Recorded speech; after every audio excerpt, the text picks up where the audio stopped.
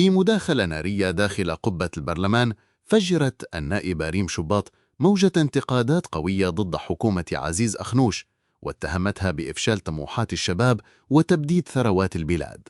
قالت بالحرف: النجاح الوحيد في التجارة الخارجية لحكومتكم هو تصدير الشباب عبر قوارب الموت وهجرة الأدمغة. وأضافت بغضب: منين الأستاذ والطبيب والمهندس ما لقوش العيش الكريم وهاجروا؟ شنو خليتوا للشباب العاطل؟ وتطرقت إلى تراجع السيادة الغذائية للمغرب، مشيرة إلى أننا كنا في بداية الاستقلال نصدر الأبقار، الحبوب، الزيت وحتى السمك، أما اليوم ولينا كنستورد اللحوم المجمدة والسمك المغربي كي يمشي لأوروبا بأبخس الأثمان. ووصفت ذلك بالفشل الذريع قبل أن توجه ضربة قوية للمشهد السياسي قائلة: العالم المتطور يختار مسؤوليه من الكفاءات، أما العالم المتخلف فكي يختارهم بالمحاباة.